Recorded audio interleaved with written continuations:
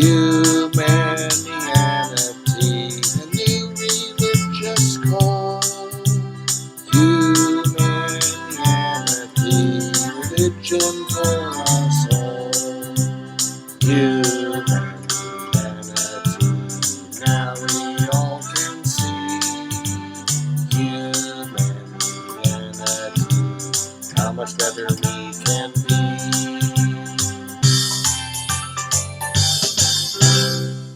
Hi, I'm Bill Van Fleet, and this is Humanianity Conversation number 61, recorded on June 26, 2020. It is the 27th recorded conversation with my friend Mike. We went back to our discussion regarding our differences of opinion about the meaning of the word truth as related to the concept of reality. Our effort was to find the specific fundamental disagreements in our belief systems and/or worldviews. And we did indeed seem to find a basic disagreement in our worldviews. We discussed some of the meanings and supports for postmodernism, phenomenology, and even solipsism.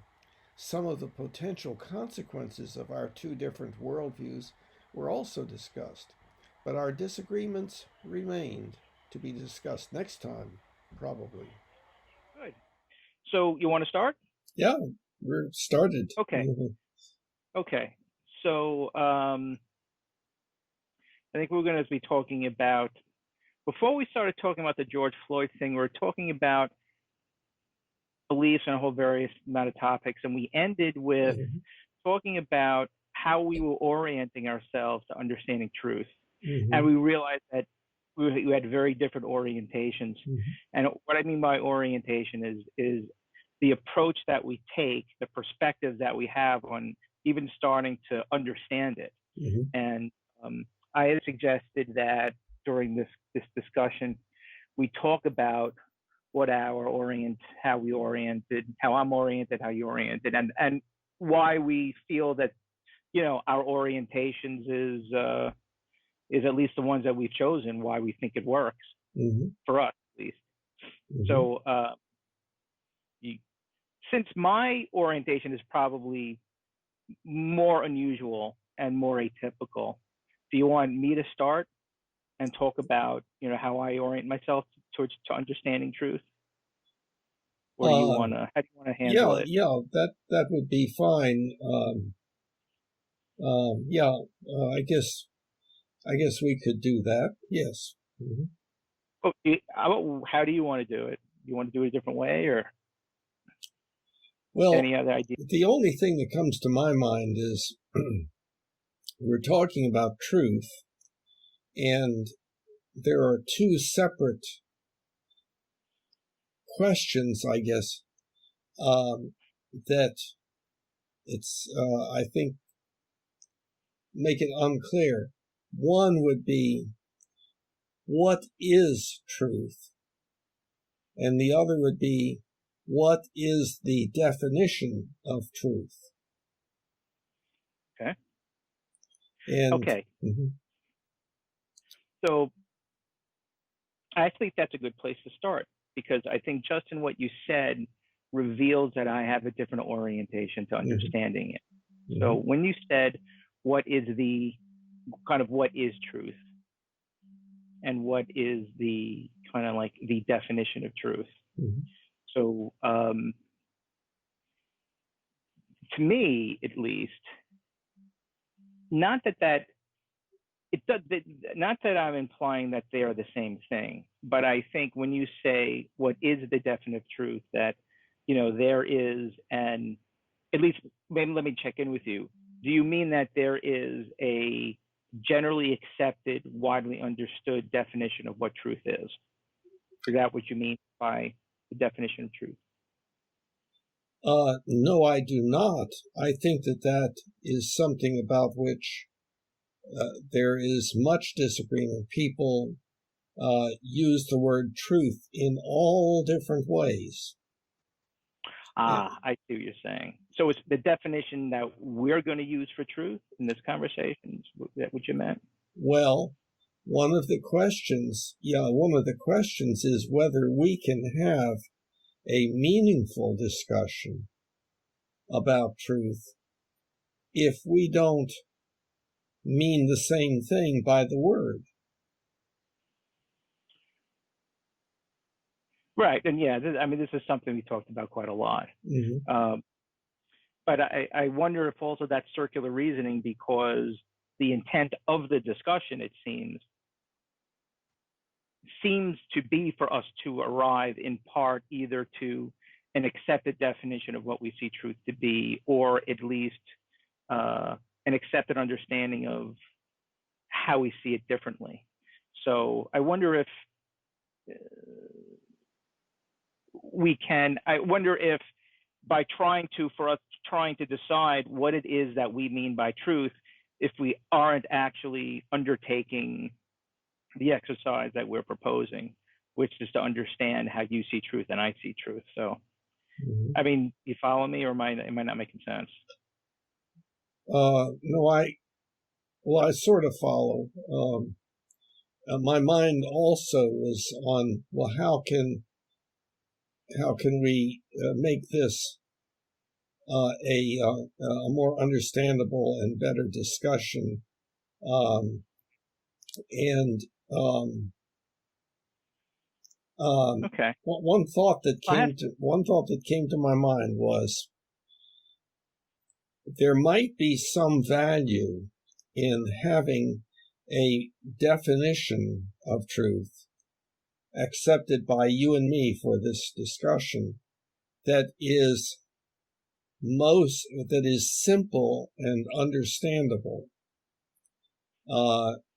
If we find that the definition of truth becomes ever more difficult to understand as we attempt to clarify what the proposed definition is, then I think that can be a problem. We humans have a real basic problem that we are able to cooperate. And we're able to cooperate because we can convey to each other highly accurate information. We can convey information from one of us to another using our language and everything. So that is a very valuable sort of thing. And we humans are leading I would maintain, a horrible life on this planet. And we have always been doing so because we have the tendencies built into us that are built into chimpanzees and other social hierarchy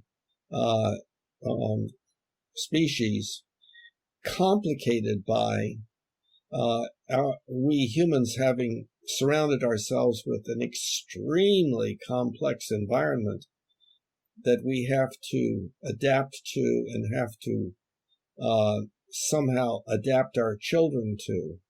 And in that process, we really get screwed up, and we do not do what we actually can do, and that is to understand ourselves, understand what we do that is not optimal, and then change that. In other words, our ethics. Change what we just naturally tend to do into something better, and so on. Okay, so I think that our ability to cooperate is extremely important, and therefore our ability to have meaningful discussion is extremely important about when it's about issues that have to do with the quality of life and capacity for life for us as a species. For some, we also can engage in very interesting linguistic behavior, speech, that does not depend upon accuracy of accuracy of transmission of meaning, but instead just the conveyance of feeling, which can be different for different people and so forth. So, of course, I'm referring to the extreme of poetry.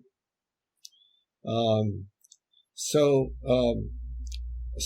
I am advocating for as accurate and understandable a definition of something like truth as possible if we're trying to be technical, i.e., highly precise and accurate, and therefore more able to accomplish things than if we're just being poetic. So anyway. Okay, so I think yeah, I mean, that's fine. I think we could, yeah, definitely do that. And I think I have a feeling as we try to get to an accepted definition of truth, we're going to start to examine, how we'll orient ourselves to it. But I have a draft, I think, of what I would accept as truth, and I think there are still some problems with it. But I'm trying to capture in this statement, which I'm about to say, a couple of key ideas in my orientation towards truth. So I would say truth, and let me know any words that I have to define more clearly. Truth is a thought about an object that a person is consciously aware of that the person accepts as reality. Whoa. Well, yes, starting at the end and working backwards, the issue of reality is very complex, and we've talked about that, Right. So I'm talking about reality in the very way that you and I have talked about it in the past, meaning that the thing that's quote unquote behind the curtain, that you could never really, if you really think about it, that you could never really know.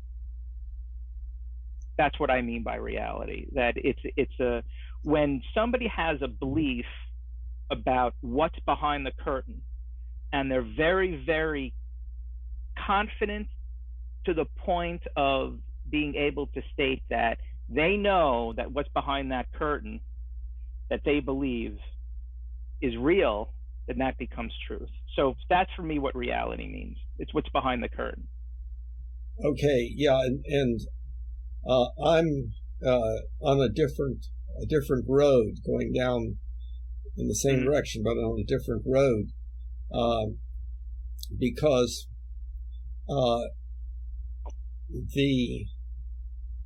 and this is outlined in the Mind-Body Problem book, which is available on the website Humanianity.com, free and so on. Plug.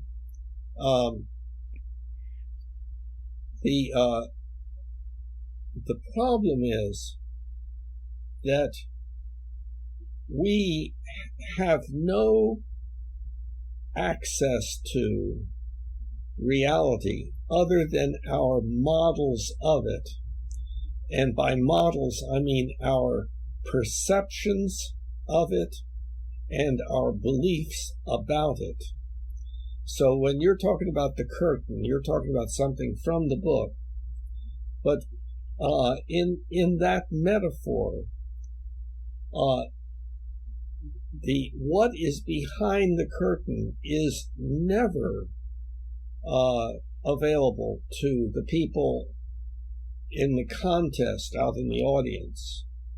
It's never available to them. And the only thing that they can say, can ask is it like this? Is it like that? And by like this or like that, meaning if I do something that is consistent with my belief that that's what it's like, then I will get a certain predictable result. And so the only access that we have to reality is the phenomenon of being able to predict. But what we are dealing with, our perceptions of reality, are not reality.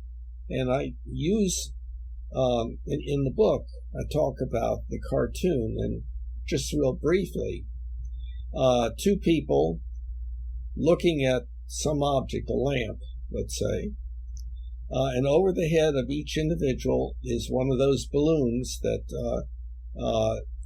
shows what is in the mind of that individual. And in each balloon, over the person's over that person's head, is a lamp. So there are three lamps in the cartoon. There's the lamp, there's that's in balloon number 1 and balloon number 2. And balloon number 1 and balloon number 2 are different because they're looking at the lamp from a different perspective. But that's not the only thing that's going on. Is with our current ideas about how that perception takes place, it is that it is not true that the lamp jumps up and enters through the eyes into the brain and the mind of the individual, but instead light bounces off the object. So now we do not have the lamp itself. We have light waves going through the air, going through space, and into the eye. And then they're converted into something else, which is now neurological impulses going to various parts of the brain. And somehow, which has never been clarified, what is resulting is something, quote, in conscious awareness. We know that whatever is in conscious awareness varies according to the brains of the two individuals, like where those brains are in space, giving different perspective, etc. And we know that that if we stimulate some part of the brain, then the perception of the lamp will change, and so on. So there is change that occurs between the lamp and the person's, quote, perception of or awareness of the lamp. Okay, so we can say right away that whatever is in those balloons, whatever is in the person's mind, that's not reality. That's a perception of reality. So that's a difficult concept to get. But I would maintain that if we give it enough thought, we can see that has to be in general true. That reality is one thing, and our perceptions of it and our beliefs about it are models of it, but they are not it. So, therefore, one could say, well, my perceptions are accurate or inaccurate or somewhat accurate or very accurate. My beliefs are accurate or inaccurate or somewhat accurate or very accurate. And what would we mean by accurate? What we would mean by accurate is the ability to predict what will happen if we do this, that, or the other, or what will predict what will happen, not necessarily dependent upon what we do, but it's the ability to predict that gives us the idea that there is something called reality. Otherwise, there's no evidence for it. If you were not able to predict anything, there would be no evidence for reality. Right. So I think I understand your argument, and it is. I think it's a strong argument, but I think I definitely would want to look at that in depth in a moment. Okay. However, before we do that, I wanted to state that I think even right here, we're starting to see how our separate I'm not going to use orientation that often because that's a little confusing. How our separate, I guess I am, how we orient ourselves to even looking at truth is coming out. So when I'm talking about truth, being what you would describe to be a postmodernist or a self-described phenomenologist, what I'm really concerned about with truth, when you say, how is truth defined? How are we going to define it? What I'm thinking about is how what's going on inside of somebody's head when they say something is the truth. And I think for me, that is the most relevant and important way of understanding what truth is, because as a phenomenologist, I claim that, and the way I orient myself to understanding most things in the world that we live in is kind of the idea that what's that word from Shakespeare? Kind of like that man is a measure of all things, which in a sense means that it's man that gives meaning and context and truth to things out here in the universe. And if you take man away, then the idea of truth goes with it, goes with humans. So, and I think that that's a highly almost solipsistic point of view, and but nonetheless that's my orientation towards it, and I think that orientation has a whole lot of value, from even a utilitarian perspective, because when we're really talking about truth and what causes wars and us to kill each other is kind of not the nature of reality and what's behind the curtain so much as it's my God is better than your God, or my political position is better than yours. So so right here and there. However, I think that you made a very good point that I want to see if I can articulate it back and understand what you're saying. So with what you just said, let me try to paraphrase this back. So you're saying to me, yes, but Mike, what is behind the curtain is never available to somebody. Because it's never available to us, defining truth in terms of how well we approximate what's behind the curtain is unreasonable. We can never know it. Therefore, we must instead declare truth as, in a sense, a derivative of that reality. And that derivative is a model we have of that reality that's behind the curtain. So is that what you're saying? Because that's a pretty interesting argument. I felt like I fell saying. off the rails relatively early in what you were saying, but I can't get back to that point.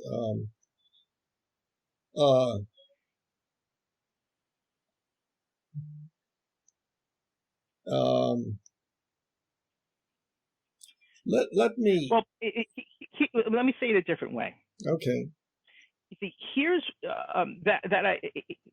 in my definition where I said, a truth is a thought about an object that a person is consciously aware of, that this person accepts as reality, i.e., what's behind the curtain. Now, and I would claim now that's the problem. The problem is that 99.99999% of people on the planet don't really understand that they can never know what's behind the curtain. So declaring and thinking that the way they are seeing things is actually the way it is fundamentally just inaccurate in a huge way. When you say fundamentally inaccurate, you mean is believed? It is inaccurate, right? Well, no, I mean it's just wrong. For example, I was talking to my parents about this the other day. For my father to make a political statement about, let's say, liberals, and he's claiming that this perspective, all liberals are crooks, is an implication there. Is an implication that he knows the reality of what's behind the curtain based on his limited point of view, his five senses, that he is able to declare what he is sensing of what's behind the curtain is actually real, is what's really happening behind the curtain, that in this case, liberals in fact are crooks. And that is a position that, based on what we're talking about here, and a deeper inquiry into what reality is, that is clearly an inaccurate statement on the basis and on the premise that you cannot know what's behind the curtain. You can only know what your senses are telling you in the context of kind of all the data you're getting from your senses. So okay, wait. That's an example of what I'm saying here. Okay, so you cannot know. We have introduced another word, problematic, that is the word know, K-N-O-W. It has some implications in it, but they are ambiguous. They can mean different things. Well, I think in this case, I thought it was clear. Maybe it's not. What I mean by know is knowing in this sense is another way of saying truth. So to know means that didn't. My father cannot. I'll say a different word that I won't use. No, I know you're sensitive to this. So let me say it again. My father cannot declare that liberals are crooks as being the truth, the way reality is behind that curtain, on the basis of everything we've just talked about. He cannot do that. He can declare it, but I would say that it would be an incorrect. Yes, that's right. Inaccurate. Right. Okay. That's what I meant by the word inaccurate. It's inaccurate to do. Okay. So, and this is where I think a phenomenology orientation towards truth, which is, kind of understanding what's going on inside a person, individual's head when they're talking about truth, is just so important and has a lot of utility. And rather than trying to define truth in terms of what I would call to be what it actually is from an ontological point of view, what is the nature? Yeah, that's just a difficult word. So what I mean by that is from the point of view of what it actually is outside of what's going on in somebody's head. So if you take humans out of the equation, what is truth? Let's define it. Well, that is very, very difficult to do, and I think doesn't have a lot of utility. Okay. Well, now what about? See, what I think that in your use of the word truth, there is a kind of an ambiguous property to it, in that it can mean more one thing or another, and it's not clear which one. But I'm not sure I can demonstrate that. But would it be? Wait, hold on. Okay, go ahead. See, one way of using the word truth is that which is in logic, and that is that it is just a property of a proposition. A proposition is just a sentence. A is B, or A is not B, or A is an example of B, or whatever the proposition might be. Then one can say that the property of that proposition is that it is true or it is not true. And then one can, on the basis of that and some rules of logic, develop an internally consistent set of propositions that all go together, that don't necessarily have anything to do with the way things actually are. And we know that an example of that, right? Euclidean geometry. Euclidean geometry says, various things which it turns out are not true in our actual space-time, because space is curved, and in Euclidean geometry it is not. And I'm not real good at getting into the details of that, but so in a system of logic, you have propositions that have the property of true or not true or false. Now, people then go to regular daily living and also use the word truth. But here, there are problems in the use of it that have to do with what you were talking about somewhat earlier, or alluding to pretty strongly. And that is that we, as a species, are quite tribal, and we are very sensitive to whether you are one of us or not one of us. And one of us means being loyal to our group and being willing to fight the other group. And for us humans, we have added something into that loyalty that chimpanzees can't, and that's loyalty of belief as expressed in propositions, stated things that we believe. So if you believe this, you're with us. If you don't believe this, then you're against us. And it also, as you have pointed out in the past, is very it is an issue that is very related to us being a dominance hierarchy species, and that we are always very sensitive as to who is dominating whom.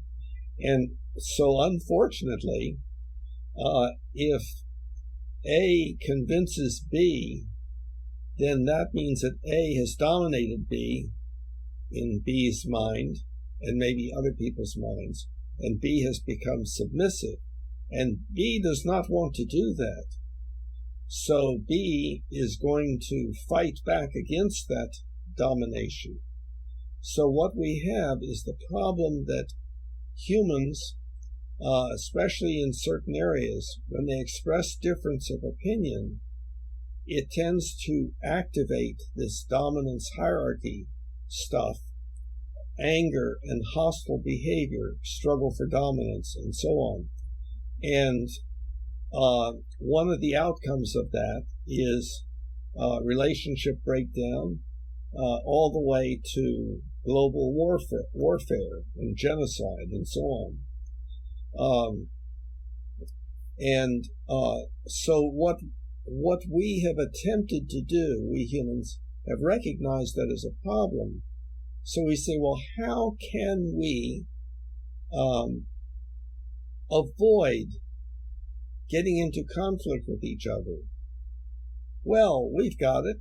All we do is say that, and this is supported by the pragmatic solution to the fact that absolute truth could not be found by logical positivists and so on, and that is that instead of thinking about absolute truth, it's what works and what doesn't. Works meaning predict accurately. And so then the people have said, yeah, okay, well, what works for me may not work for you. So what's true for me may not be true for you. And so since there's your truth and my truth, well, okay, we can be friends.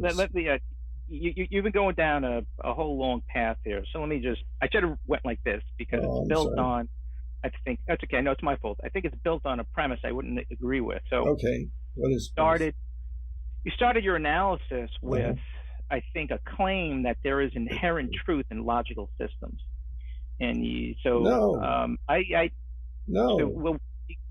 had said earlier, and this is why I should have stopped you, but you had kind of said earlier that humans are able to build a system of logic where truth is defined in, for example, a conditional syllogism. If A is true, then B is true.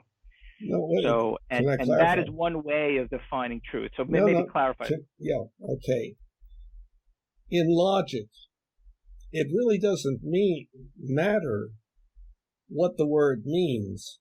It is just a property that is a property of a proposition. And in a system of logic, there are propositions that are considered to be true as an assumption, called axioms. One doesn't have to have those as axioms. One can have as axioms other things. So it's but the principle of logic, and I think what I'm saying about the conditional syllogism, even in your revised definition, holds. Because the principle is that if A is true, then B is true. That's not an axiom. That's kind of like, that's a principle of logic. It's a conditional syllogism, right? And no, you don't know that. Well, it really depends. You can have as an axiom, if A is true, then B is true. But you can have it not as an axiom, but as a conclusion arrived at by virtue of using the rules of logic and certain other assumptions. But taking the assumptions out of the picture and the axioms, just the general concept that if A is true, then B is true, is what I'm talking about. I mean, that's the concept that's implicitly held as truth with a capital T. That's behind the curtain. If if A is true, then B is true in a conditional syllogism. No. See, the rules of logic, logical systems, have nothing to do with what's behind the curtain. As I said, behind the curtain, space is curved, but that's not true in Euclidean geometry. Euclidean geometry could care less. It's just that given certain axioms, let me make it different. Okay. Given certain axioms, then the following propositions can be demonstrated to be consistent with them. The axioms that axiom number 1 is true, and axiom number 2 is true, and axiom number 3 is true. Given those 3 axioms, then you can determine the truth of certain other propositions. See, that seems to that is. I was going to do it with conditional logic and syllogisms, but I can do it with Euclidean geometry, in your example that you just gave. Mm-hmm. So what makes in Euclidean geometry, and this is a perfect example because you cited Einstein, what in curved space, what makes Euclidean, what at least is what I argue, what makes Euclidean geometry true is a person accepting the validity of Euclidean axioms. If the person, so a person has a thought about Euclidean geometry, these axioms, that the person is consciously aware of, that person accepts as reality within the Euclidean system. I think that's... If a person doesn't accept, if a person does not go through that process of accepting Euclidean geometry, then Euclidean geometry is false. That's my point. Yeah, but I think that's using words differently than the way that I'm using them. But I don't know how to clarify that. Take your time, because this is important. Please clarify. Yeah. again, Euclidean geometry is just a system of logic, but it does not have to have anything to do with what we are referring to as reality. That's a whole separate issue. The reason why logic is important is because when we go over to the area of reality, beliefs about the way the world is, or was, or will be, and so on, beliefs about our existential beliefs about existence and so on, when we go over there and we try, let's see, am I correct? Your facial expressions are that there's something I'm saying that has already. No, I think I'm understanding it. I think you're getting to it. Go ahead. Okay.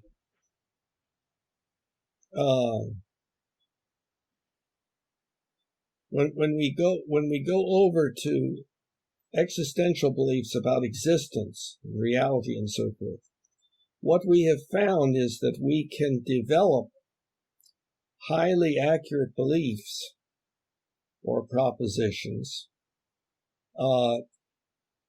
based upon a logical progression from those things that we have already accepted as pretty definitely accurate or, quote, true. Logic, so that's why the sciences have so much math in them. Math being a specific way of utilizing logical systems. So, yeah. Can you explain how is Euclidean geometry not in reality? What do you mean in reality? Not behind the curtain. You said Euclidean geometry, at least this is my understanding. Okay. Geometry is something kind of like we've created. It doesn't necessarily mean it's what's behind the curtain. Okay. Euclidean geometry. To the idea of what do we mean when we say something's behind the curtain?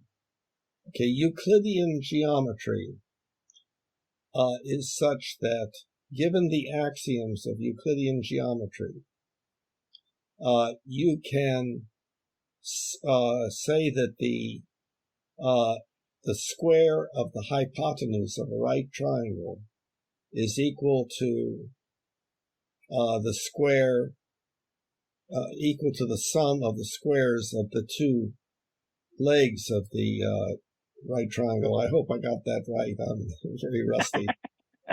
Yeah. And so that given the two legs of the right triangle, you can predict what the, if you measure the hypotenuse, you will come up with a particular value. However, it turns out that under certain circumstances in the sciences, given large areas, large volumes of space to deal with, that turns out to be inaccurate. And that is because our space that we presumably live in is not the same as the space that is assumed and therefore is axiomatic in Euclidean geometry. So, yeah, go ahead. But my argument would be the axioms in Euclidean geometry only become axioms when a person accepts that they're axioms. Well, they have no, they're not axioms until that happens. Well, that's what right. I mean by accepting it as reality. No. we're not accepting them as reality. Again, that is a whole separate area. A mathematical or logical system is independent of anything that might be true of reality. Like there's Euclidean space and there's Riemannian space, where it is not true that parallel lines do not meet. But you can say, but you can, I think they diverge, but anyway. Yeah, but you can have you can have a different perspective on how you're thinking about reality. You could be thinking about reality in terms of my own experience here. And you can certainly say, you certainly can accept that as an axiom.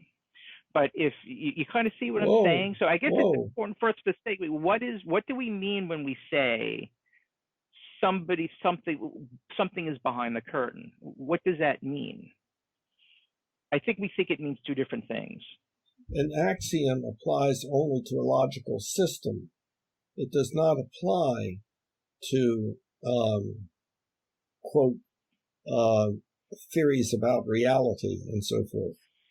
Right. Although we do say, well, we believe that reality has this particular characteristic to it, because so far we have not seen evidence to the contrary.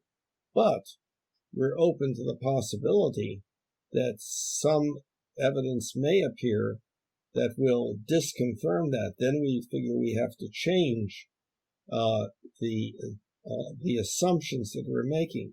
But the assumptions are not axioms like the axioms in a logical system. You can easily accept Euclidean axioms or Riemannian axioms and develop your logic there. That's an independent process.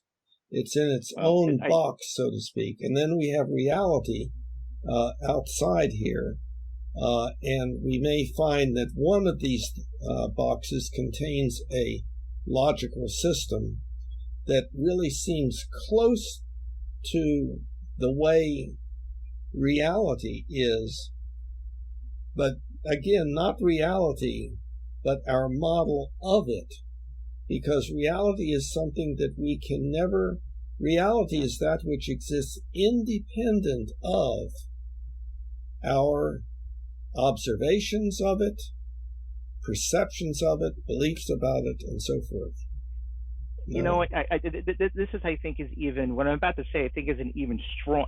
I think is the strongest argument for a phenomenon for the idea that truth actually doesn't exist and it's phenomenological in nature. And then you just hit the nail on the head.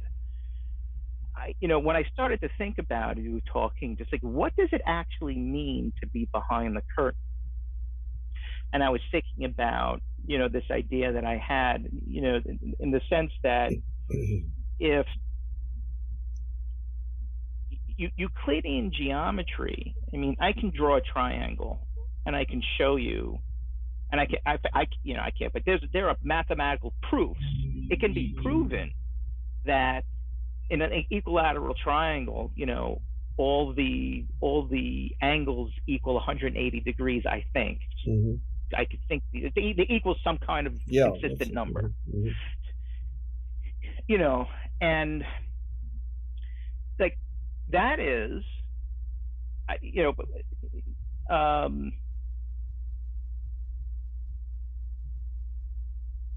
kind of, in a certain sense, I would agree with you that within the system of Euclidean geometry, and this is an important point, within that system, that's behind the curtain. Euclidean geometry is behind the curtain. Well, let me finish. This is the important part. As is, non-Euclidean geometry is also behind the curtain. So what we have to have a conversation about just exactly what do we mean by behind the curtain, as if, I think what we're really saying implicitly here is that behind the curtain, there is some type of ideal that we can gauge everything else against to identify whether or not it's accurate with regards to what's behind the curtain. It's just even Einstein's theory of relativity, that's just patently false, and that's also been proven. So this is another example. These are just two examples of how we have to have a conversation at a minimum of what does it mean to be behind the curtain? What do we mean when we say reality? Mm-hmm. Okay. It's very important. Yes. And one of the things that early on in what you were just saying alarmed me because, well, I'll clarify. First, in a system of logic, the behind the curtain is not applicable. It's totally inapplicable because we have to remember that behind the curtain is a metaphor. It's a metaphor that is being used to try to clarify a certain area of thinking. That area of thinking is not in logic. It is in us trying to understand how the world works, what exists and how the world works, in order to have accurate beliefs so that we don't make mistakes, so that we don't screw up.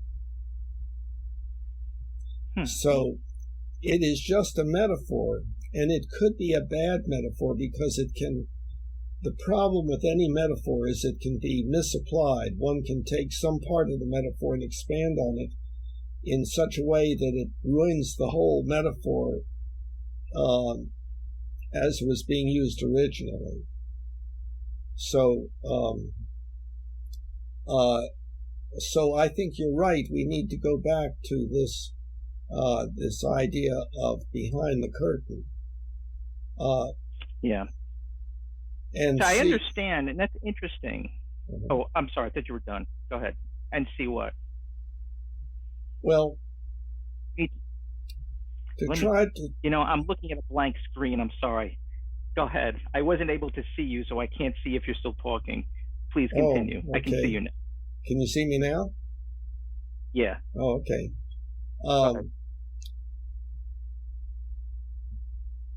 The metaphor of behind the curtain is just the best that I could do to try to convey something that I believe is a pretty accurate statement. And what it is, I would have to kind of go through what I went through earlier, and I don't want to take up that time to clarify about the metaphor. But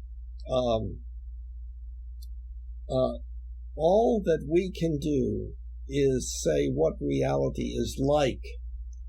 And what I mean by that is, let's just take, and I'll be not very precise about any of this. What is an atom like?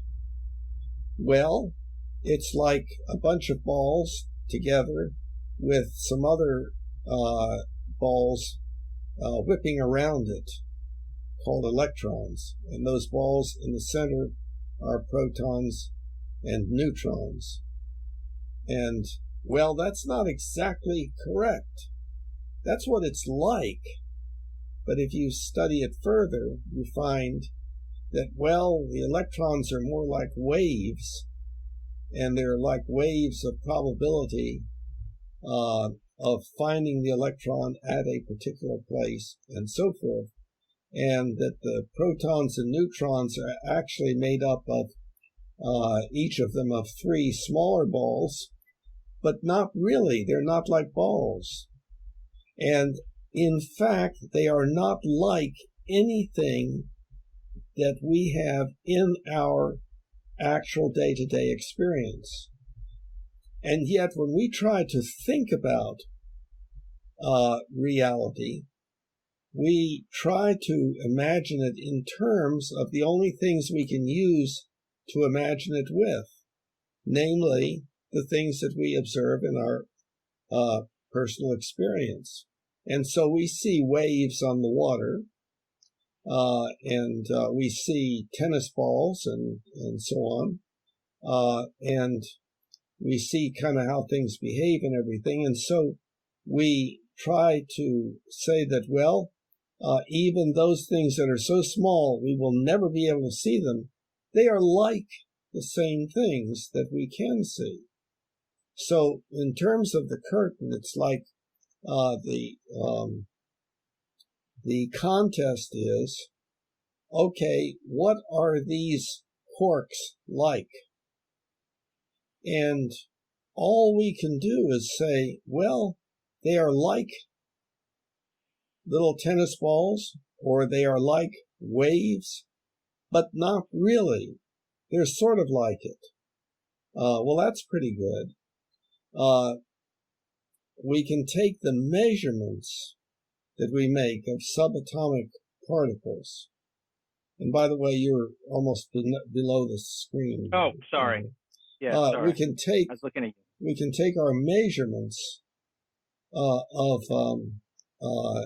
these particles and find accurate equations to describe, to predict what the measurement will be. And so we come up with mathematical equations, and then we find that those mathematical equations, if you were to graph them, would look like such and such. And those things that it would look like would be like waves or straight lines or things like that. So again, those are things that we imagine these entities to be like, but we cannot ever know anything about reality other than what it is like. You're sinking down again. Sorry, it's yeah, I understand. Let me pull up. Go ahead. There we go. So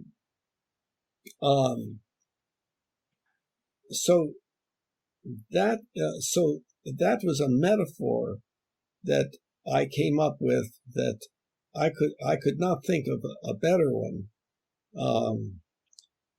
Well, I think it's a good metaphor, and I think that it's accurate and relevant to. I've even heard in other places that, but I think, let me try to kind of encapsulate what I think, what I think it is, or maybe it's not a metaphor. I think maybe it's a metaphor for something else. Behind the curtain means how the universe, for lack of a better word, and we could nitpick on some of these words, but it means how the universe really is, how the universe really works, as opposed to the way we believe the universe is or believe the universe works. There's this concept of inherent there's an axiomatic concept here. There's an asymptotic concept here where we can, behind the curtain means we can only get so close to knowing the way the universe really works. There'll always be some gap. Would you agree? That's no, the meaning of the metaphor? No, that's not a part of the metaphor. What that is referring to, which is correct, is, and it's Charles Sanders Peirce's definition of truth, that opinion toward which all opinion would tend if it tended indefinitely toward fixity. In other words, that truth is this line that we get closer and closer to, but we can never say that we've gotten there, because it is always possible that something will come along and mess up what we believe, indicate that, well, it can't be that. So then we make our beliefs a little bit more accurate. And so we get closer and closer, but we can never say that we've gotten there. That's the asymptote type of way of thinking. But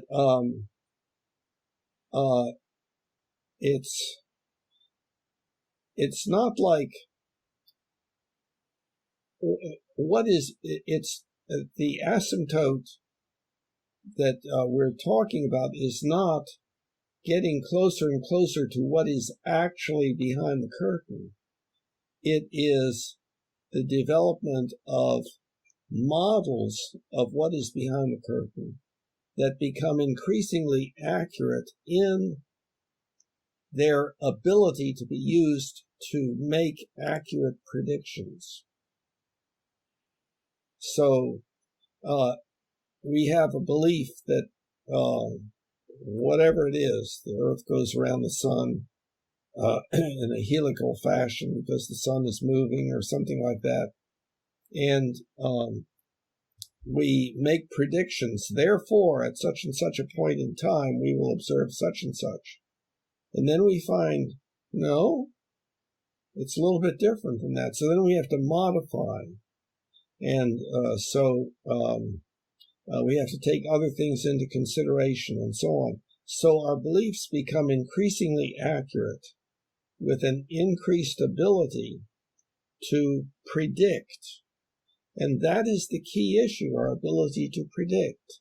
As I say, if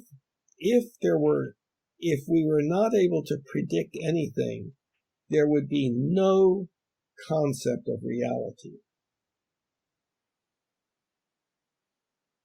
Okay. I have several thoughts about that. Mm-hmm.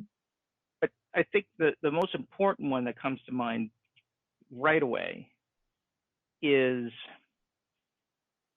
I'm sensing a degree of circular reasoning here, and I'm trying to see if it actually is. Mm-hmm. Because I think what it sounds like is happening, and I'm kind of thinking through this as I'm talking, so I apologize. It's not well-formed kind of That's point. okay. But it seems like what's happening is that we're saying truth.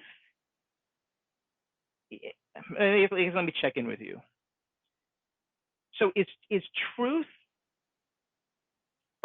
is truth the model that approximates reality? No. Is that what you mean? No, So no. then what is truth? Okay. What is it? Okay.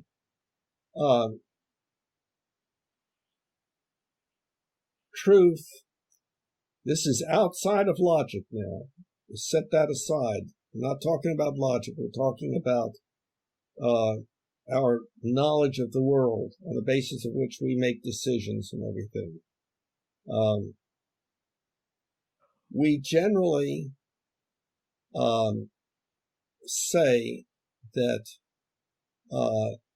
truth is a property of a proposition about existence that is sufficiently accurate that we can rely upon it. I think that that's the best. Now, we would have different opinions. I would say, well, I think such and such is true. And somebody else will say, no, I think such and such is true. Okay, so what we're saying is we have difference of opinion with regard to how accurately our respective belief systems would allow us to predict and act upon and act in such a way as to bring about the results we were looking for. Okay, so I want to highlight and focus in on 2 points, and I'd like you to clarify what you mean by this. The first is truth is a property of a proposition about existence. That is actually, I need you to say what you mean by existence. I think I know what you mean by that. Truth is a property of a proposition about existence that is sufficiently accurate that we can rely upon it. By rely upon it, does that mean that we can make predictions that are true, that prove to be accurate? Is that what rely on it means? I think that's We can make prediction? correct. Yeah, there was something there that I felt like needed clarification, but okay. So the next thing, truth is a property of a proposition about existence that is sufficiently accurate. What does that mean? That is sufficiently accurate. Do you mean, what is that? How is that determined? Okay. What does that mean? The way the word truth is being is used in the context that I'm talking about is the question as to whether the proposition that is considered to be true is indeed one that can be relied upon. That that predictions based upon it turn out to be, or would turn out to be, that which actually happens or is found. And of course, that would include going back, looking at the evidence of things that have occurred in the past, archaeological evidence or whatever it might be. But there's always a certain amount of uncertainty. So, all right. So then, how does these two following statements match up to this definition of truth? The first statement is the statement God lives in heaven is true, or the statement that abortion is murder is true. How does that definition capture, and that's just off the top of my head, these two things? I'm not talking about an ethical belief here. These are existential beliefs. These are existential statements. Well, there's one. How the problem with the murder thing is that there's an ethical implication. The word murder has an ethical implication. One should not. Abortion is killing. Abortion is killing a person. Let's change it. Yeah, well, that gets into complex things also. But anyway, no, but the problem is God lives in heaven is true. So how does that capture okay these two statements, or at least the first one? Well, see, let's say God lives in heaven and so on.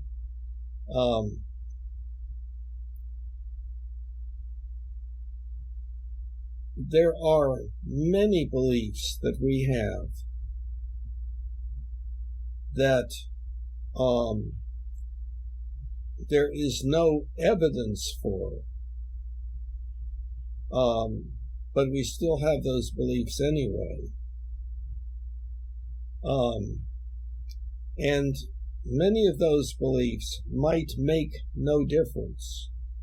Now, that there's a God in heaven might make no difference, but if we also believe that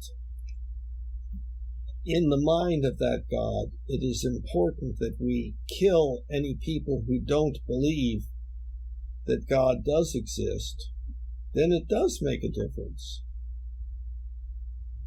right? Because it would lead to things happening, and it actually does, because we know that some people are killed because of a belief of that sort. But you're still, I feel like you're venturing into some which it is valid. I just don't think it's captured within your definition. It seems like you're wandering into ethical questions of how does this help us reduce PSDED? That's not part of this statement. No, but I'm saying it makes a difference. Right. Whether I understand it makes a difference. whether A Correct. kills B It or makes a not, difference. it's But the different. question is, can you make the important thing about? Okay, yeah.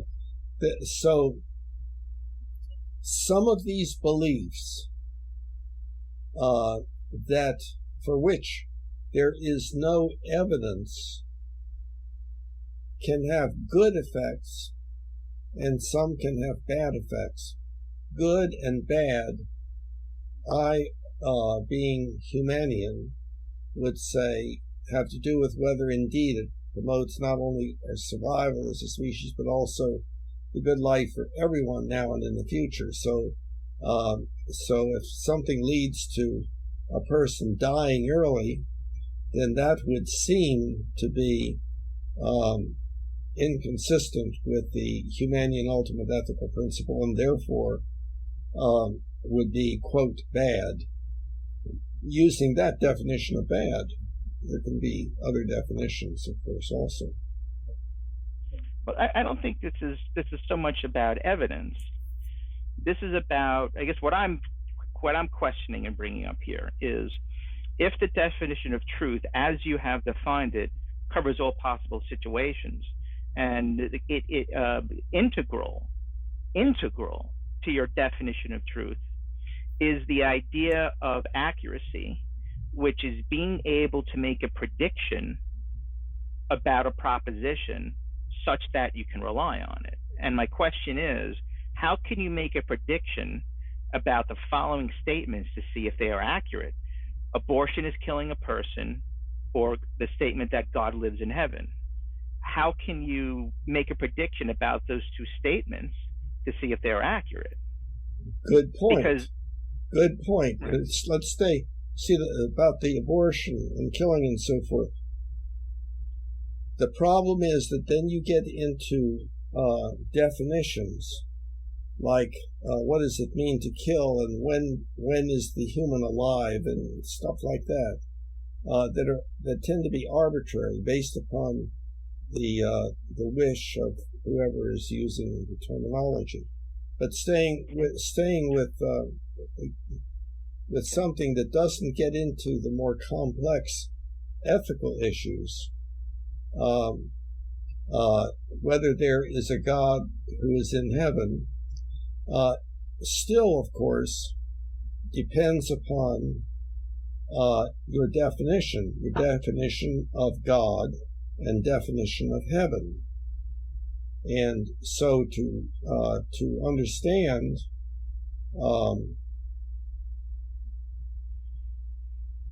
to understand the sentence God is in heaven requires having some kind of definition of God and heaven. And that definition may vary from person to person.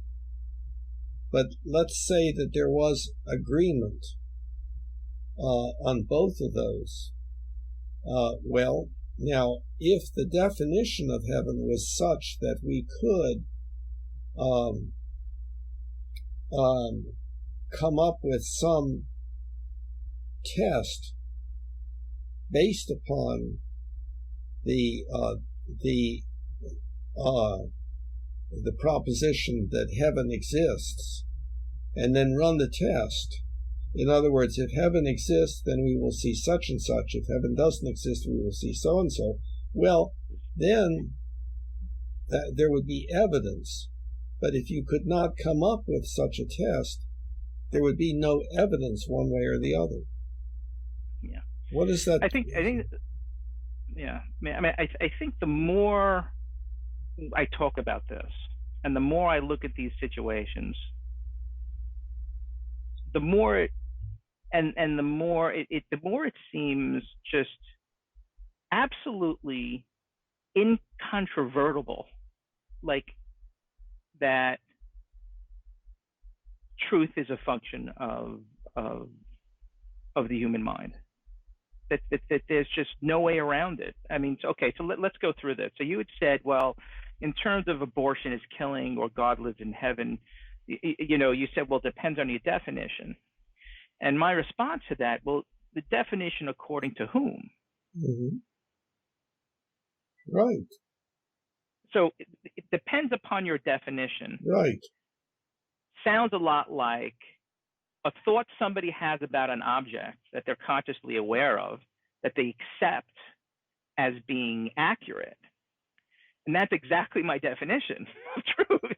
Here, yeah, I think I'm catching a point.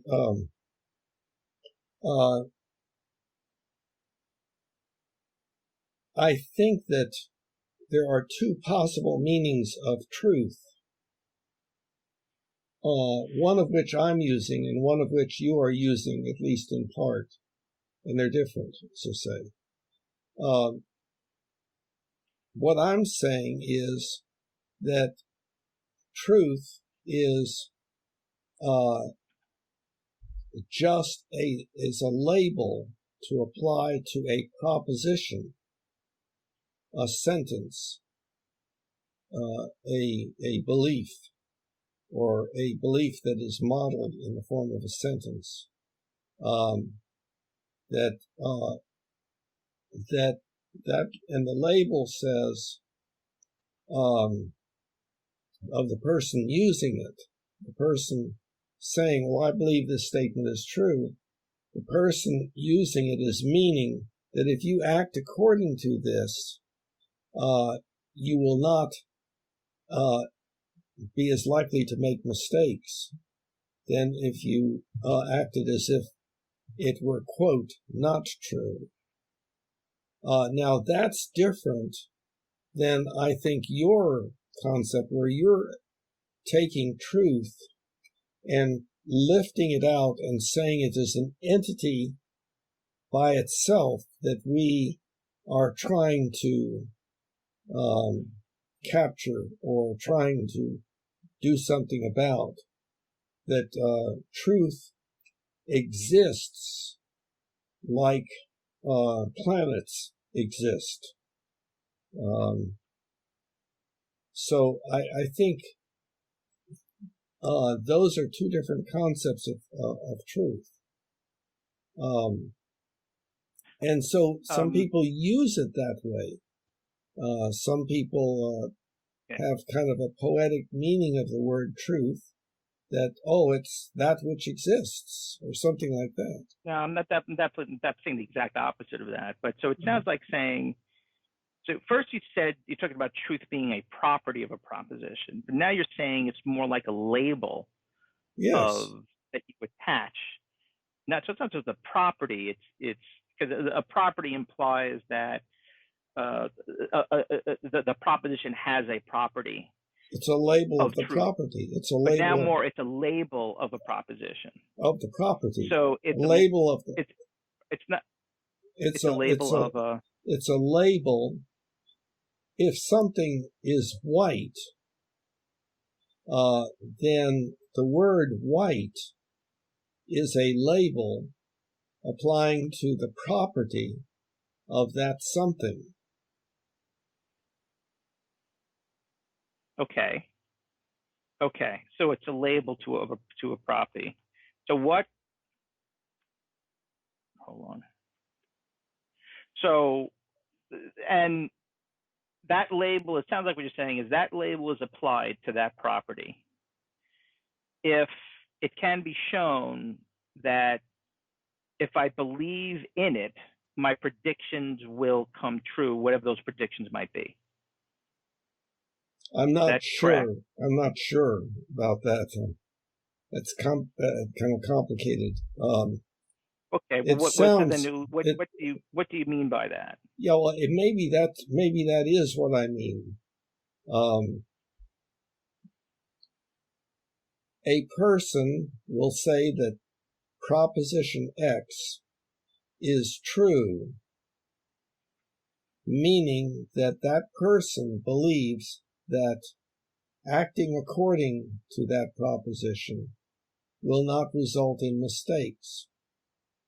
Although that's a probabilistic sort of thing, because it could still be true, but a mistake be made because of something else that they didn't take into consideration.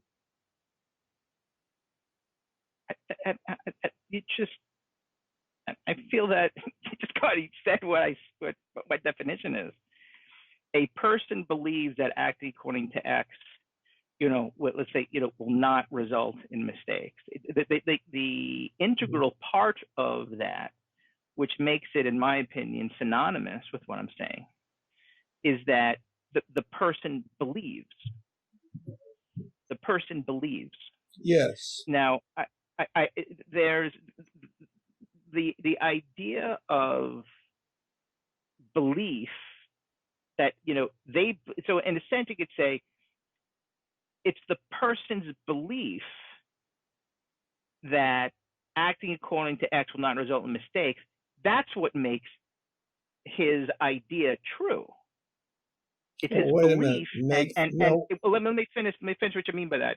It's his belief that when I pray, this person won't die, and if he does die, it's the act of God anyway. That's what makes the idea that prayer works true. That's what makes it work. It's the belief. No, I didn't follow that. I'm sorry, but No, it's okay. If there's this, let me put it to you this. I'm trying to explain it more logically.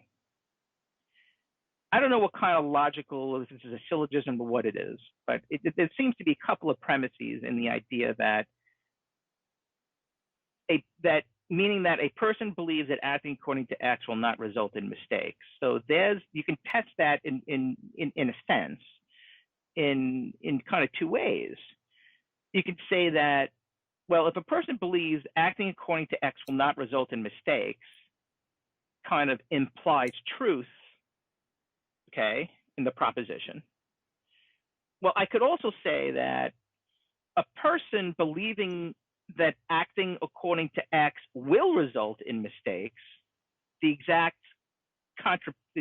opposite, is also true. There are two ways to negate that belief. Excuse me, I don't want to use the same word twice. There are two ways to negate that statement of truth. One is proving that acting according to X will result in mistakes because you believe it won't. But the other way to change the accuracy of the statement of truth is to just change your belief to the opposite, that, well, acting according to X will result in mistakes. So then and there, that's easily shown. It's a function of belief. But that's a different proposition that the label is being applied to. But in effect, though, I would argue, you're saying the same thing I am, and we're actually agreeing. I'm saying that it's when I say, I could rewrite the original statement I had was a thought about an object that a person is consciously aware of, that the said person accepts. I could just as easily have said that the said person believes. And this idea of belief is what powers the truth in a statement, not the other way around. That's the whole key integral, that's the whole basis of my entire argument, which I think is kind of what you're saying here in a roundabout way. Well, I'm not sure. I'm not sure whether you and I have accomplished having the same meaning for the word belief. I thought we did.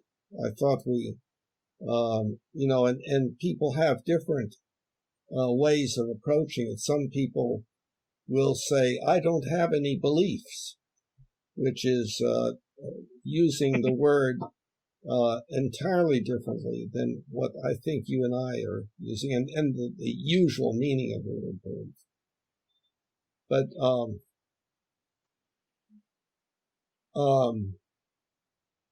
before you go on, just quickly as an aside, have you heard from Tim at all? That reminded me, because he always says I have no beliefs. Yeah, no, I've not. Haven't. Okay, continue.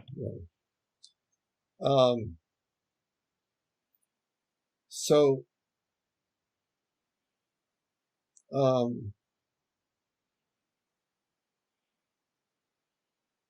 we're having difficulty identifying the precise place or places in our belief systems where we have opposite viewpoints.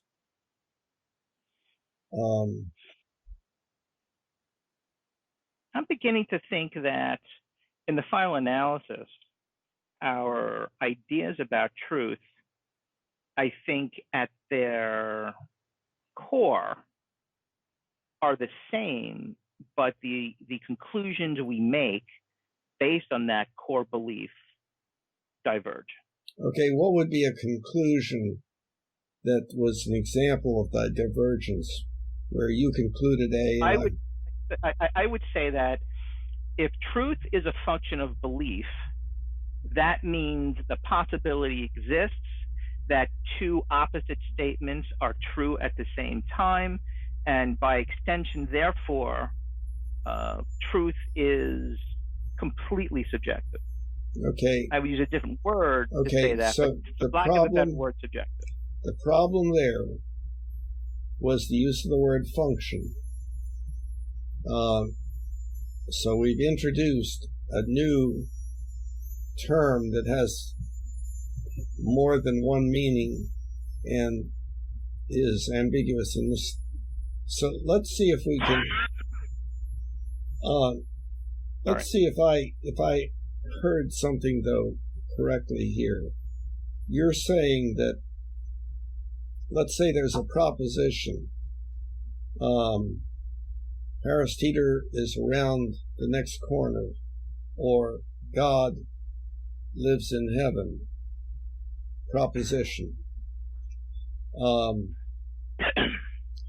And you're saying that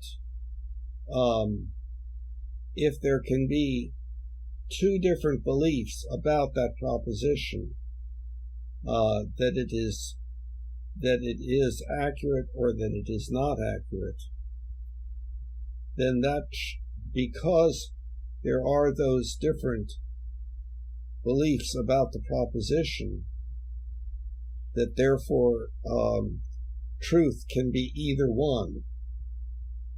No, I'm saying truth is both at the same time. Okay, well, okay, and to me that results from a use of a different meaning of the word truth than at least the way that I've been using it, and that I thought you were using it also. But now, on the other hand,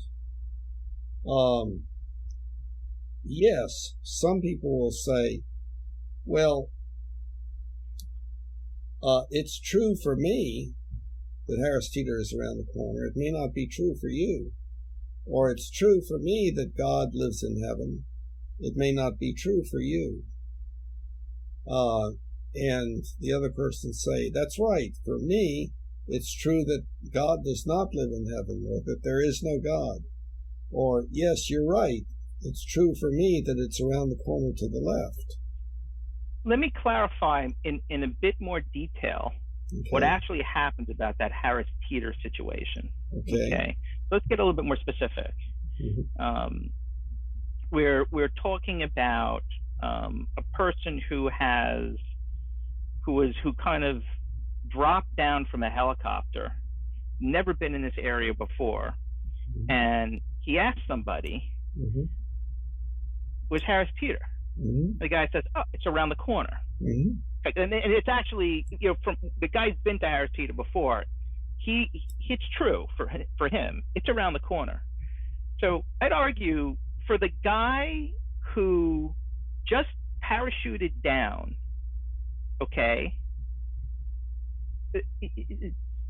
he has to believe in what that person, in the accuracy of what that person says, accept it as truth, and or actually go around the corner to see, and then once he sees behind the corner, then he might accept it as truth. But the operative condition here, the important thing that has to happen is that inside the guy's head, he has to say to himself, just what you said, I believe in the accuracy of that statement. And it's that belief that makes it true. No, until he believes in it, until he believes in it, it's not true. Wait. It's that belief in the accuracy that is called believing that it is true.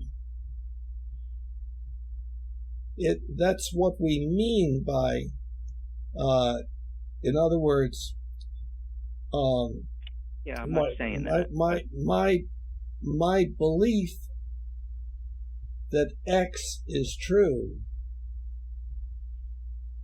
can be restated as I believe that X is true. In other words, whatever the proposition is, Harris Teeter is around the corner. If I believe it is around the corner, a different way of saying that is that Harris Teeter is around the corner is true. That's my belief. But it's just a way of labeling whether one believes something or not. Right. So, yeah, that's my point. That's definitely not what I'm saying. I am not saying that. But also a person can be wrong. A person can be wrong. Right. A person can say, well, it is true that and be wrong. That's a very good point. Mm-hmm. And I've talked I've talked to probably thousands of people that, or maybe that's pretty arrogant of me, I shouldn't say that. I have talked to, and I think lots of people have talked to dozens and dozens and dozens of people that they would declare their statements are wrong. But you brought up another consequence. This is another consequence that we can consider about truth, which is the opposite in sense of, the idea of a person being wrong is also at question. And I think what you're appealing to here, Bill, is this idea of truth. And this I understand this is your orientation. You're oriented to understanding truth in terms of an ideal that exists outside of somebody's head. And that's not my orientation. And I think the way you see it is the way most people view it. I think that's my concept of reality. The way the word it depends upon how one is using the word truth. If I say Harris Teeter is around the corner and that's the truth, I'm saying that the proposition that Harris Teeter is around the corner is a true proposition, meaning that if you act according to it, you won't make a mistake. Yeah, I understand. Now, I kind of claim that the idea of having a truth like that, which is Harris Teeter is around the corner, has no meaning if you take humans out of the equation. What equation? If humans never existed, the truth of the statement Harris Teeter is around the corner has no meaning. Therefore, at least this is my conclusion then, I don't think you can understand or talk about truth in terms of any ideal that exists outside of a human head. It has no meaning. It's beyond it has no meaning. It's just like a non sequitur. it would kind of be like saying, this is a cup after in 50 billion years when humanity has been dead for forever. Is this still a cup? But see, no. But okay, in order Mike, for this to be a cup, the humans have to Mike, exist. Okay, or something has to exist. Okay, but Mike, to make it a cup. But Mike, what we're talking about is language. We're talking about a symbol. A symbol, namely the word cup. Oh. Okay, of course, if you didn't have any symbol makers around, you would have no symbols and therefore no things that somebody was calling a cup. Of course. So your claim is that truth is not a symbol? We're talking, all of our language is the use of symbols, but there are different kinds of symbols. Some are labels. Well, let's see. There are some symbols that stand for things that exist by definition only, and I've gone over that, in the past. Like, you have a man and a woman standing there, and so there are two entities, a man and a woman. So then you find out that they're married. Oh, well, then that's a married couple. Now, a third entity has come into existence by definition only. By definition only. So, that the whole idea of what exists and what is meant by the word exist can become complicated.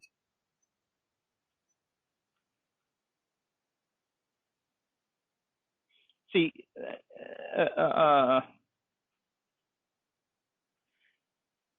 I would say that truth is a symbol, and it is symbolic of an idea, and that idea has no. That idea does not exist without some kind of. We're not going to go any more abstract than we already are. That idea does not exist without humans. Well, the word truth doesn't exist without humans. No, I said the idea does not exist without humans. Truth is a symbol. It is symbolic of an idea that does not exist if humans aren't around. But the symbol truth would not exist either. Well, that might be, but I would argue that the symbol of truth would not exist because the idea behind it no longer exists. So it would be, I guess it'd be, both would disappear because one is dependent upon the other. Let me go back. And it's controversial. I think, so then I could see somebody in the audience saying, so Mike, are you seriously saying that 2 + 2 does not equal 4 if kind of like humans aren't around to write it down on a piece of paper? And my response to that is, I'm not making claims. Truth is different than reality. There's reality, and I would say 2 + 2 does still equal 4 in reality, but truth is a symbolic of an idea, reflective that a person believes what the person believes is accurate. That no longer exists if humans don't exist. You have to have a person to believe in something. There was one question that I asked you in an earlier discussion, and I think your answer to it was meaningful.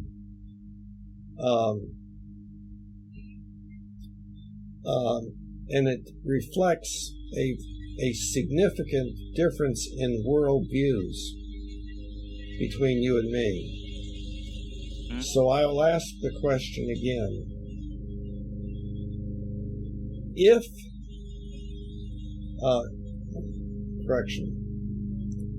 at 10 o'clock this morning, did I exist? Yeah, we've had this already. Mm-hmm.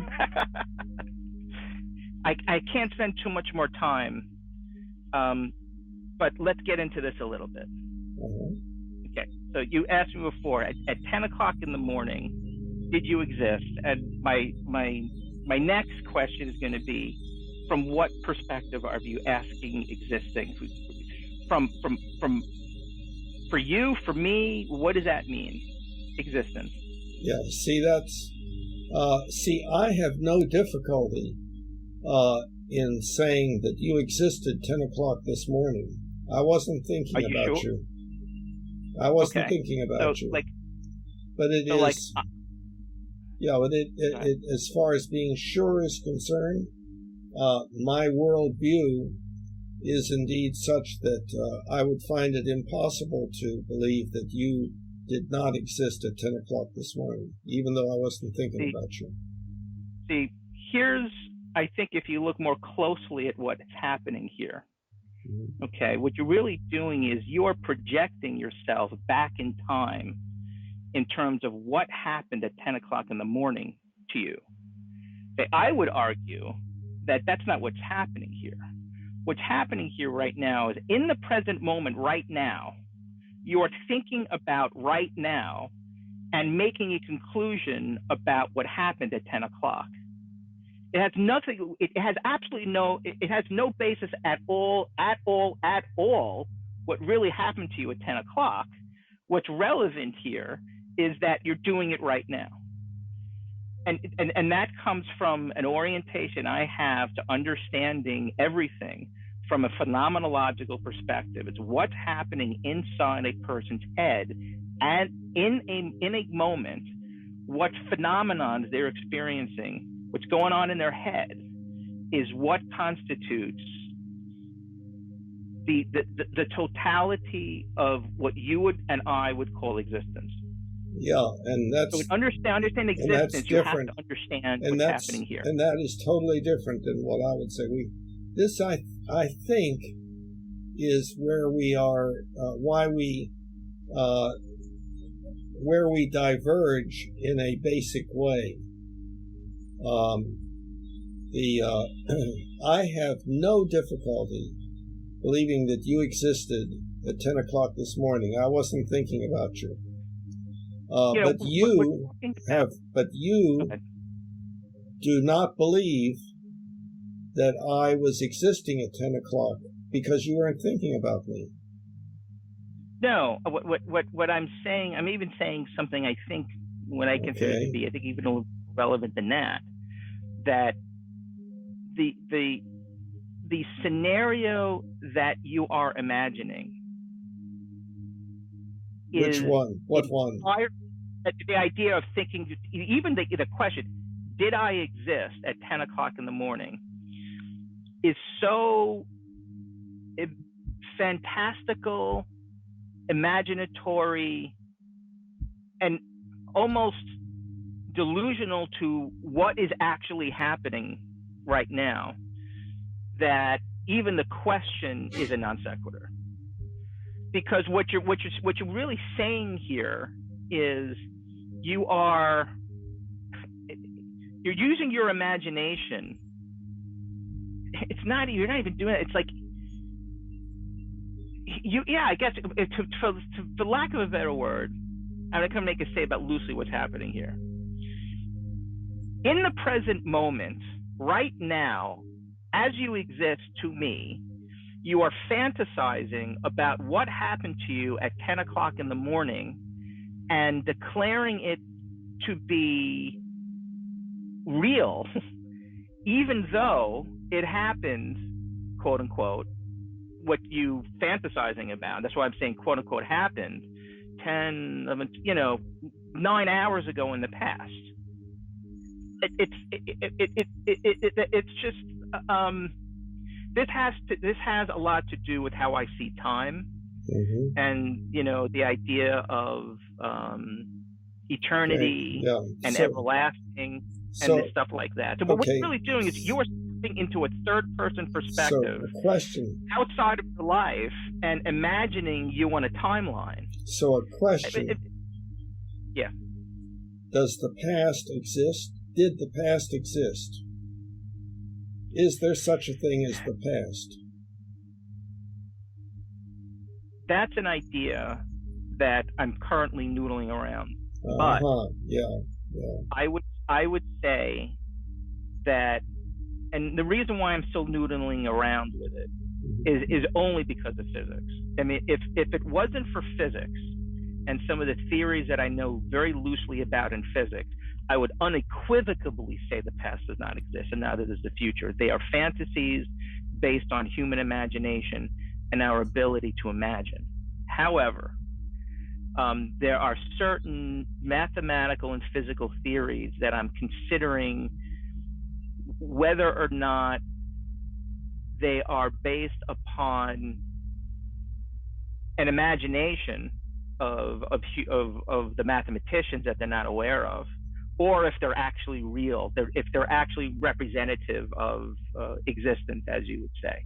That all being said, I would say if I had to put my money down in terms of like speaking to God and say, hey, God, tell me what's really true about time, I think God would probably say the past and the future don't exist.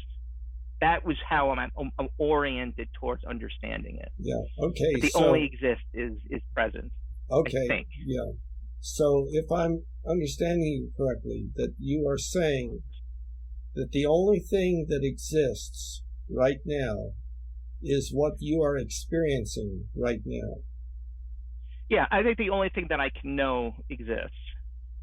But I also want to say that you can't know that because it is also possible that you could be dreaming, and it is also possible that you could be hallucinating, and it is always possible that there is a thing such as time. I would say now I know that when you get into when you get into physics and time is measured in certain ways, then it means something a little bit different than our subjective experience of time. I understand that. But what you're talking about is a worldview. It sounds like solipsism. Is that term? I mean,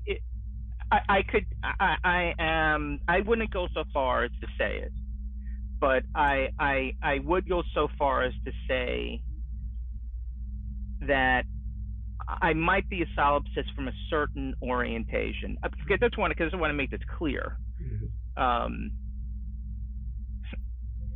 I'm not. There's a story about a Greek philosopher who I think was the first skeptic, and he didn't develop the idea of skepticism. And the story is jokingly that he would walk around the city of Athens, and his friends would have to make sure he didn't jump over a cliff or step into fire because he was skeptical of everything he saw. Now, I think that's idiotic, and very clearly, I don't go through my life,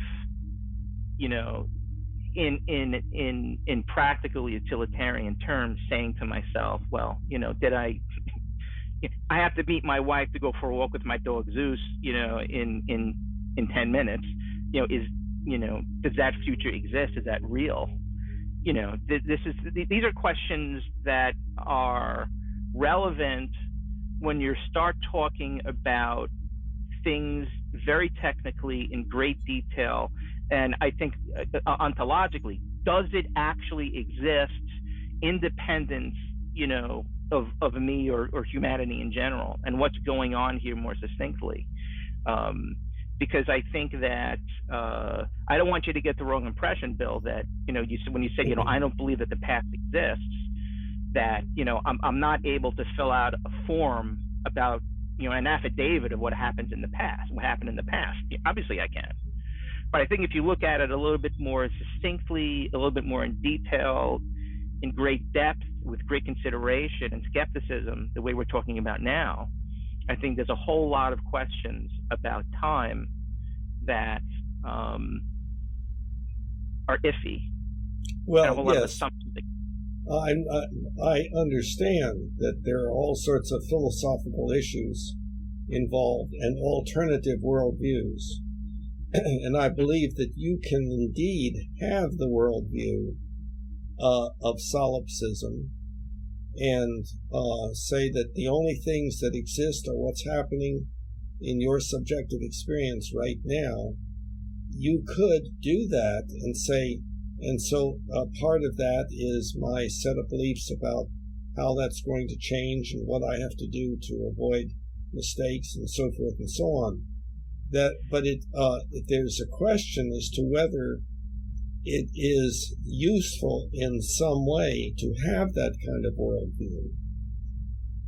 I think that's what, for me, go ahead. And I would say that it is not useful. What it does is it causes communication breakdown between you and other people who are trying to discuss like we're trying to discuss. It wouldn't, of course. Well, it causes communication breakdown because we're talking about these ideas at a certain technical level with the intention of getting, really granular. But I think I think in fact having these worldviews is hugely, hugely, hugely, hugely practical, and in very, very many important ways. It helps you accept others. It helps you understand others because you're not trying to always convince them that you're right, because your fundamental point of view is, I'm not sure. The idea that truth is truly subjective allows me to sit down with somebody and really take their ideas seriously, not just hear them with the idea of trying to convince them, like, well, let me think about what they're saying is wrong, or how it's different than mine, so I can convince them. It's orienting yourself to talking to somebody with the idea that they are right and I am right at the same time, and that has a whole bunch of derivative benefits. It makes me more peaceful. It'll make me less violent. It'll make me feel less threatened. There's huge benefits to having a solipsist view. That's exactly what I was saying earlier in this discussion. I talked about pragmatism, and what works for me doesn't necessarily work for you. And so what's true for me is not true for you. Therefore, we don't have to fight. And that, so I went into some detail about that. So I agree that postmodernism is a way of trying to avoid fighting, even though we have different viewpoints. Well, the idea of avoid fighting seems to imply that I believe in this so I can avoid fighting. It's not true. Fighting is a natural consequence from these beliefs. No, I don't say to myself, It isn't. It isn't. Sure, I'm sorry. I may for have. me, it is. I'm sorry. I may have misinterpreted, or what I meant is that one can develop an ethical principle that says it's important to do like we are doing, to explore the differences with the goal of coming to agreement. Now, here is where you would disagree, I think. You would say, that we don't have to have a goal of coming to agreement. And I would say, yes, it is very important to have that goal. Well, have to. I think you need to define for me what you mean by have to. Have to come to agreement. Says who? Like, no. What says? I'm sorry. What idea says have to? Maybe I said something a little incorrectly. I think that it is important, i.e., that we should do it. It's an ethical principle. If the issue has to do with our quality of life, if it has to do with the of whether the results will be consistent with the Humanian ultimate ethical principle or not, then it would be important within the constraints of appropriate time management to work however long it took to come to agreement, but always with the willingness to then have that conclusion now agreed to challenged again. In other words, it is important. Why is it important to try to work toward agreement? It's because if we're talking about beliefs that have to do with the quality of our lives, with whether we live or die, whether we're suffering or not, if we consider that to be important, then we need to have beliefs that are as accurate as possible. And the best way to identify inaccurate beliefs is by subjecting them to sharing and comparing with others who have different beliefs to see why those differences exist. Because the mind does not readily just go and find ways of disagreeing with itself. It requires some kind of external input, reading, talking with others, etc.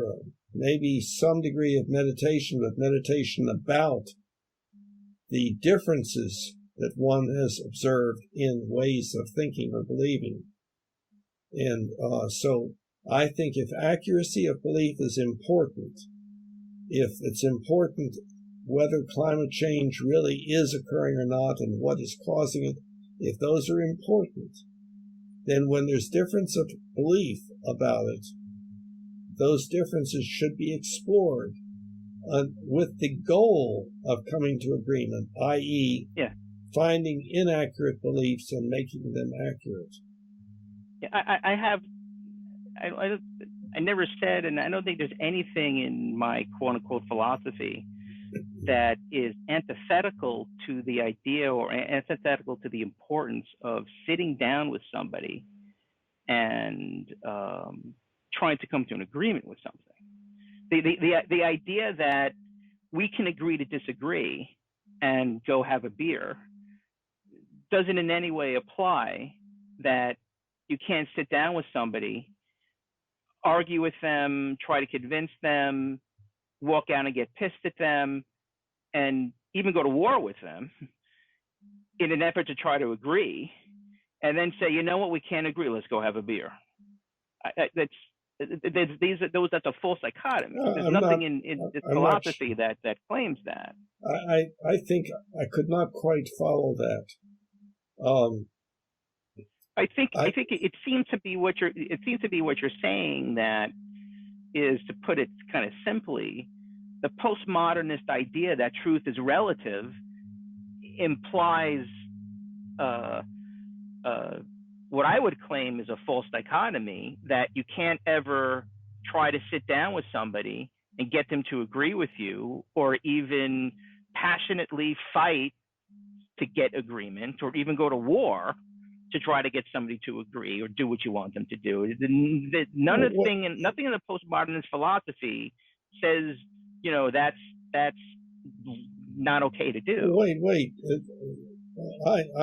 I got lost there. Let's clarify that what I'm saying is that the presence of difference of opinion should be accompanied by discussion with the goal of coming to agreement. Wait, hold it. Please, wait. I had not finished. Yeah, okay, go ahead.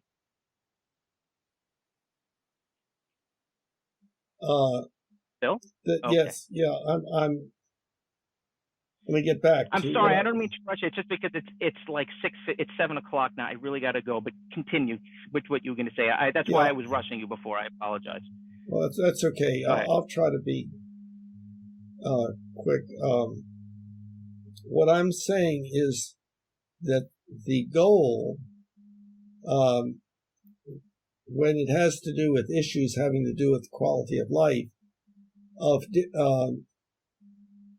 and when there's difference of opinion, is non-hostile discussion with the goal of trying to come to agreement by exploring why the differences of opinion exist and so forth. That we have a tendency to do the other, but we need an ethical principle that says don't do that other, namely being hostile, ridiculing, putting down, pejorative labeling, hostility, ridicule, even abandonment, or worse, attack, killing, etc., at all levels, at any level. That's what we tend to do, and we've been doing it ever since we have existed, because we're a dominance hierarchy tribalistic species. But we can change ourselves and do like what I think you and I are doing here, and that is to try to understand, well, why do we have these differences of opinion? That doesn't sound right. No, it does sound right. Oh. What doesn't sound right is any claim that a postmodern perspective in any way invalidates or in some way makes inappropriate everything you just said. You can have the idea that we can agree to disagree. Everybody has their own truth. Let's go have a beer. Uh-huh. And that doesn't prevent you from trying to sit down for climate change and get somebody to agree with your position. Right. Okay. And I agree with that. I agree with that. Yeah. However, that's the only thing I was saying. Yes. But on the other hand, if you take a look at kind of the history of postmodernism and so on, and look at how it's and speculate about why that position exists, I think you can come up with, and I think that you yourself in this discussion have implied that it's a way of not fighting or having negative feelings toward the other and so forth. No. It's a natural consequence. Mm-hmm. It's not the intention. I think you're claiming that it's the intention. Mm-hmm. No, I wouldn't say it's the intention. Okay, which natural is why consequence. It's still possible. It's a natural consequence. And I would say that, yes, it is a natural consequence, and that's why we've chosen it. But I see, there's room for misunderstanding here. Well, I think there you have to look in the history of postmodernism and who was the first postmodernist and how it kind of grew into it. And I would think that it came from, I think maybe the seed of it was Nietzsche, with his focus in on the real intense focus on, and other philosophers have done that too, but I think he's one of the more recent ones that focus in on the individual rather than the collective. And then a lot of other philosophers kind of capitalized on those ideas and kind of really kind of formulated it. But I don't think any of those, I think those philosophers had, Husserl's another one with his phenomenology. Who? And Sartre, one. Husserl, I think that's how you pronounce his name. He was kind of like one of the first phenomenologists. And Schopenhauer and whatnot. But there was kind of like the shift to individuality that and individual agency that didn't come from the idea of like, geez, we're killing each other here. We have to, obviously, we have to convince people to agree to disagree. I think if you look at their philosophy, the idea of postmodern comes from a certain analysis of existence that they're taking. Well, it's so a I don't think, redefinition. I don't think it's redefinition of truth. What is true for you may not be true for me. No. Oh. That is that's the layman's idea of postmodernism who's never studied any of the philosophers. It's kind of like I think it's a degree of a bastardization of it. And I think people who want to I think people use that as a reason to not try to think, quote unquote, not try to get better, not try to come to agreement with anything or anyone, not do anything they're uncomfortable with doing, because, well, I can do whatever I want because there is no truth. Okay. That's absolute. To say that's postmodernist is such a bastardization of it. I'm not saying that's what you do, but I think a lot of people do it. Let me clarify. I am not saying that somebody thought, how can we do something about this terrible tendency to come into conflict with people who believe differently? Oh, I know what we can say is truth as well. I'm not saying that that's what happened. I'm saying that, like you were pointing out, that it is a natural consequence. If we say, oh, well, what's true for you may not be true for me, then there is an easing of what might otherwise be an increase in tension. And so people can remain friends even though they have different belief systems, even though there's a tendency in the other direction for people to stay with people of their own belief system, at least under certain circumstances, and that people can even go to war about their differences in beliefs. So what is, but it sounds like there's something else, and God almighty, I gotta go, but it sounds like there's something else you're saying too, which is, and that's bad thing. So it sounds like you feel like there's something the idea that postmodern perspectives and values make it easier for people to get along as a natural consequence of having No, I'm sorry. That is an improvement, but it is only one half of the way along in the area of improvement. In other words, for us to get to the point where we can say, well, even if we have difference of opinion, we can discuss and try to come to agreement about things when they are of importance with regard to quality of life and so forth, that we can do that's even better. And we're doing it more and more. You and I are doing it, and we're seeing it happen more and more on NPR and so forth. Yeah, and I don't think that I don't think a postmodern perspective would invalidate that. I think you can use anything to justify a continued ignorance and arrogance in your own ideas. You could appeal to postmodernism. You could appeal to God.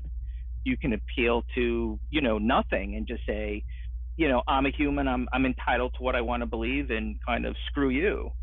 So, but I think it's very important to not throw the baby out with the bathwater, so to speak. And we don't want to kind of, I think, quote unquote, not villainize, but I don't think we should look down on postmodernism as in any way antithetical to or responsible for this idea that we don't have to sit down and come to an agreement with things. I mean, as you can see right here, I think you could tell. I mean, I think I'm a pretty serious postmodernist, and I have my own playlist on YouTube with you. So you can, being a postmodernist doesn't mean you can't try to come to agreement, at all.